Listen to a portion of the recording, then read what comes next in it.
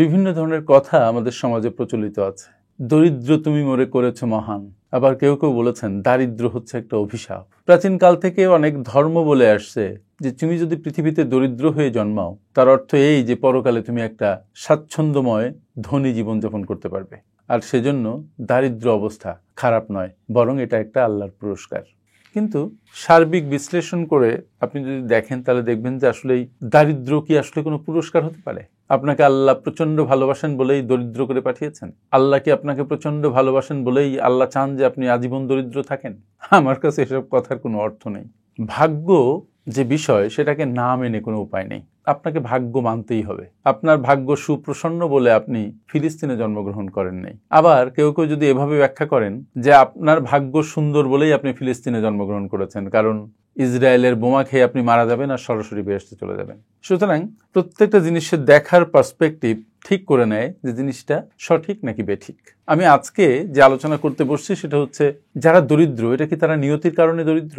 দেখুন, আপনার জন্ম কোথায় হবে সেই ঠিক করা আপনার দ্বারা সম্ভব নয়। আপনি বাই ডিফল্ট যে কোনো একটা মায়ের গর্ভে চলে এসেছেন, আপনার সেখানে কিচ্ছু করণীয় ছিল না, আপনি যে কোনো একটা পরিবারে জন্মগ্রহণ করেছেন। কেউ রাজপ্রাসাদে জন্মগ্রহণ করেছেন, কেউ বস্তিতে জন্মগ্রহণ করেছেন, কেউ বন্দিশালায় জন্মগ্রহণ করেছেন, কেউ জমিদারের বাড়িতে জন্মগ্রহণ করেছেন, কেউ ডাকাতের বাড়িতে জন্মগ্রহণ করেছেন। এই জন্ম একটা অবস্থা মাত্র। অবস্থা হলেও এই জন্মের কারণে আপনি একটা পরিবেশ দ্বারা আচ্ছাদিত, এই জন্মের কারণে আপনি কখনো কখনো দারিদ্র দ্বারা পুরা নিপীড়িত, নির্যাতিত। আপনি যদি একটা অতি দরিদ্র বাড়িতে জন্মগ্রহণ করেন তাহলে আপনি ছোটবেলা থেকে খাবার পাবেন না, পরিবেশ পাবেন না, লেখাপড়া করার মতো অর্থ পাবেন না, আপনি একটা অবহেলিত পরিবেশে নিজে বড় হবেন। ঠিক তার উল্টো যারা ধনী পরিবারে জন্মগ্রহণ করেছেন, রানী এলিজাবেথ যদি বাংলাদেশের কোনো বস্তিতে জন্মাতো তাহলে কেউ তাকে চিনত না, সে আর রানী এলিজাবেথ হতো না, সে হতো সেই বস্তির কন্যা, হয়তো খেয়ে না খেয়ে মারা যেত।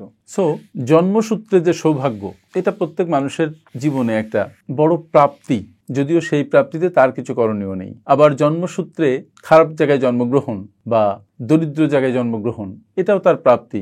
সেই প্রাপ্তি যত খারাপ হোক সেখানেও তার কিছু করণীয় নেই। তাহলে করণীয়টা আছে কোথায়? কারণ কোনো কনসিকুয়েন্স যেটা আপনার উপর এসে পড়ছে সেখানে আপনার কিছু করণীয় না থাকলেও তার ভোগান্তি, তার থেকে প্রাপ্তি যে সুখ, সেটা আপনার। তাহলে হলোটা কি? আলোচনার পয়েন্টটা কোথায়? আলোচনার পয়েন্টটা হচ্ছে আপনি যখন আস্তে আস্তে গ্রো করছেন, আপনি যখন বড় হচ্ছেন, আপনি দরিদ্র পরিবেশে হন বা বড় ভালো পরিবেশে হন, তখন আপনি বুঝতে শিখছেন। আপনার নিজের সম্পর্কে একটা বোধ তৈরি হচ্ছে, আপনার জীবন সম্পর্কে একটা বোধ তৈরি হচ্ছে। আপনি কে সেই প্রশ্ন করতে শিখতে পারছেন। আপনার মধ্যে আপনি শক্তি অনুভব করছেন, আপনার মধ্যে অনেক সম্ভাবনা আপনি দেখতে পাচ্ছেন। তারপরে একটা পর্যায়ে এসে আপনি আপনার জীবন সংগ্রামে নিজেকে লিপ্ত করছেন। সিচুয়েশন যেটা আপনি পেয়েছিলেন সেটা ভোগ করে আপনি একটা জায়গায় এসেছেন। এরপরে হচ্ছে আপনার কাজ আপনাকে নিয়ে। আপনারা যারা এখন ধরেন 14, 15, 16 পার করেছেন, 18 পার করেছেন, যে পরিবেশই হোক, এখন আপনি নিজেকে বুঝতে শিখছেন। চারিপাশের সারাউন্ডিংটা আপনি বুঝছেন, আপনার সমাজ বুঝছেন, আপনার অর্থনীতি বুঝছেন, আপনার এমপ্লয়মেন্টের ব্যাপারটা আপনি বুঝছেন, আপনাকে জ্ঞান অর্জন করতে হবে সেটা বুঝছেন, মানুষের সাথে মিশতে হবে সেটা আপনি বুঝছেন। এরপরে আপনার কাজ কি? এরপরে আপনার কাজ হচ্ছে এই পরিবেশের মতো করে আপনাকে গড়ে তোলা। পৃথিবীতে আপনাকে টিকে থাকতে হবে, আপনার জীবন আপনাকে নির্বাহ করতে হবে, আপনাকে আরো কয়েকজনের দায়িত্ব নিতে হবে। মানুষ পৃথিবীতে আসে, এসে মানুষ পয়দা করে, রিপ্রোডিউস করে, তাদেরকে বড় করে, নিজে বুড়ো হয়, একসময় পৃথিবী থেকে চলে যায়। এটাই হচ্ছে প্রত্যেক মানুষের লাইফের সাইকেল। এটা ধনী মানুষের যা, গরিব মানুষেরও তাই। এখানে কারো কোনো বৈষম্য নেই।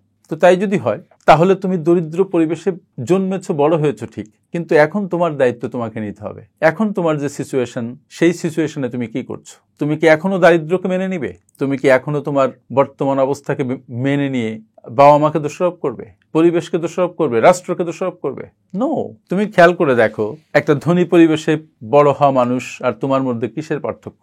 কখনো কখনো তোমার মেধা, তোমার দৃষ্টিশক্তি, তোমার দৃষ্টিভঙ্গি ওই ধনী পরিবেশে বড় হওয়া কোনো ছেলে মেয়ের চাইতে আরো অনেক বেশি। তোমার মধ্যে যে অ্যাজিলিটি তৈরি হয়েছে, তোমার মধ্যে যে শক্তিমত্তা তৈরি হয়েছে, তোমার মধ্যে যে খাপ খাওয়ানোর দুর্দান্ত ক্ষমতা তৈরি হয়েছে, সেটা অনেকের মধ্যে নেই। তুমি বজ্র কঠিন পরিবেশে নিজেকে ঠিক রাখতে পারো, তুমি বর্ষায় ভিজতে পারো, রোদে পুড়তে পারো। তোমার মধ্যে অনেক ধরনের সক্ষমতা তৈরি হয়ে গেছে, প্রকৃতি তোমার মধ্যে অনেক ধরনের সক্ষমতা তৈরি করে দিয়েছে। তার মানে আমি বলছি, একটা বয়সে উঠে ইন্ডিভিজুয়ালি তুমি যদি দরিদ্র পরিবেশে বড় হয়ে থাকো তাহলে তোমার সাথে একটা ধনী পরিবেশে বড় হওয়া ছেলের তুলনা করো। সে হয়তো ওয়েল এডুকেটেড হয়েছে, তুমি হয়তো ততটা হতে পারোনি, কিন্তু দুজনের শক্তিমত্তা, দুজনের মেনে নেওয়ার ক্ষমতা, দুজনের পরিশ্রম করার ক্ষমতা দুই রকম। তোমার ক্ষমতা অনেক দিকে অনেক বেশি। এখন নিজেকে গঠন করার কাজে আত্মনিয়োগ করো। সে হয়তো হার্ভার্ডে যাবে, কিন্তু তুমি চাইলে 14টা হার্ভার্ডে পড়তে পারো তোমার মোবাইলের মাধ্যমে। তুমি যদি নিজেকে ফোকাস করতে পারো, নিজেকে তৈরি করতে পারো, এখন জ্ঞান যত উন্মুক্ত, তুমি এমন এক জায়গায় পৌঁছাতে পারো যে জায়গায় অনেক বড় লোকের ছেলে মেয়ে পৌঁছাতে পারবে না। দেখো নাই, এই দেশেরই ছেলে লেখাপড়া জানে অত্যল্প, সে এরোপ্লেন বানিয়ে আকাশে উঠছে, অভাবনীয় ব্যাপার। এটা কিন্তু 50 বছর আগে হলে সম্ভব ছিল না, কারণ সে ইউটিউব থেকে অনেক কিছু শিখেছে। সুতরাং তুমি যদি তোমার মনকে উন্মুক্ত করো, শেখার জন্য আকুল থাকো, তাহলে তুমি এখন যে কোনো জ্ঞান রপ্ত করতে পারবে এবং সেই জ্ঞান নিজের উন্নতির জন্য, পরিবারের উন্নতির জন্য কাজে লাগাতে পারবে। এখানে প্রশ্ন হচ্ছে তুমি রেডি কিনা, তুমি রেডি হতে চাচ্ছ কিনা, তুমি তোমার উন্নতি চাও কিনা। তুমি যদি উন্নতি চাও, তুমি যদি রেডি হও, তাহলে পৃথিবীতে এখন আর কোনো বাধা নেই, এখন লেখাপড়ার জন্য কোনো গণ্ডি নেই, এখন সারা পৃথিবী তোমার, তুমি গ্লোবাল ভিলেজের একজন সদস্য। সুতরাং ভাগ্যের উপরে দোষ দিয়ে, নিয়তির উপরে দোষ দিয়ে এখন আর বসে থাকার সময় নেই। সবকিছুর পেছনে 20% আনসার্টেনটি থাকে। তুমি যে কোনো কাজ করতে চাও না কেন, যত পরিশ্রম করো না কেন, কোনো কোনো ক্ষেত্রে সেই কাজ হবে না। আজকে বিল গেটস হতেন না যদি ছোটবেলায় উনি যে স্কুলে পড়তেন সেই স্কুলে কম্পিউটার শেখার সুযোগ না থাকতো। সেই সময় সারা আমেরিকায় মাত্র কয়েকটা স্কুলে এই সুযোগ ছিল, একটা সুযোগ বিল গেটস পেয়েছিলেন। এটা তার সৌভাগ্য বলতে হবে, আর তার সেই সৌভাগ্যের কারণে মাইক্রোসফট হয়েছে আজকে, পৃথিবী বদলে গেছে। তুমিও খুঁজে দেখো, তোমারও অনেক সৌভাগ্য আছে, কিন্তু তুমি সেটা দেখতে পাচ্ছ না, তুমি সেটা খুঁজে পাচ্ছ না, অথবা তুমি সেটা খুঁজে পেলেও আন্দাজ করতে পারছো না যে এই সৌভাগ্য কত বড়। কারণ আমাদের প্রাপ্তিগুলাকে আমরা দেখতে পাই না, আমরা আমাদের অপ্রাপ্তিগুলা সাংঘাতিকভাবে ফোকাস করি। আমার হাতের একটা আঙুল নেই, এটা আমাকে ভাবিয়ে মারে, কিন্তু আমার 4 পায়ের আর সবকিছু ঠিক আছে, শরীরের শক্তি ঠিক আছে, এই যে প্রাপ্তিটা, এটা আমাদেরকে উৎফুল্ল করে না। Focus on your strengths, don't focus on your weaknesses. তাহলে দেখবা তুমি অনেক শক্তিমান, তুমি অনেক শক্তিমত্তা নিয়ে সামনে এগোতে পারবে, তুমি সফল হবে। আর একটা কথা, হ্যাঁ, প্রতিটা ক্ষেত্রে আল্লাহ তাআলার উপরে সম্পূর্ণ ভরসা করবে, বিশ্বাস করবে, তাহলে দেখবে তোমার বড় সমস্যা ছোট হয়ে গেছে, তোমার ছোট শক্তি বড় শক্তির সাথে একীভূত হয়ে তুমি বিরাট শক্তিতে পরিণত হয়েছো, এবং সেই শক্তি হবে অদম্য। সুতরাং নিয়তি নয়, তুমি নিয়তিকে গঠন করতে পারবে। দারিদ্র নয়, তোমার চেষ্টা দারিদ্রকে জয় করবে। আর যে বড় লোকের ঘরে জন্মেছে, তার যদি চেষ্টা না থাকে, তার যদি পুয়ার মাইন্ডসেট থাকে, তাহলে দেখবে যে একসময় সে তোমার মতো দরিদ্র মানুষের কাতারে এসে দাঁড়িয়েছে। পৃথিবীতে এরকম অদল বদল প্রচুর হয়েছে, প্রতি মিনিটে হয়। সো কোথায় জন্মেছো, কোন পরিবেশে জন্মেছো, এখন দরিদ্র আছো, এগুলা ইম্যাটেরিয়াল। রাদার নিজেকে গঠন করতে হবে, নিজেকে গঠন করে, নিজেকে তৈরি করে সামনে যেতে হবে, নিজের আকাঙ্ক্ষিত জিনিসটাকে ছিনিয়ে আনতে হবে, সাফল্যকে ছিনিয়ে আনতে হবে। এটাই হচ্ছে সবচেয়ে বড় কথা। আমি বিশ্বাস করি তুমি যদি তোমার নিজের উপরে বিশ্বাস রাখো এবং প্রাণান্ত পরিশ্রম করো, সৎ হও, ডেডিকেটেড হও, ফোকাসড হও টুয়ার্ডস ইউর গোল, তাহলে সাফল্য তোমার অনিবার্য। দারিদ্র তোমার পিছে হাঁটতে থাকবে আর তুমি সাফল্যের সামনে দৌড়াতে থাকবে। আমার সাথে এতক্ষণ থাকার জন্য অনেক ধন্যবাদ।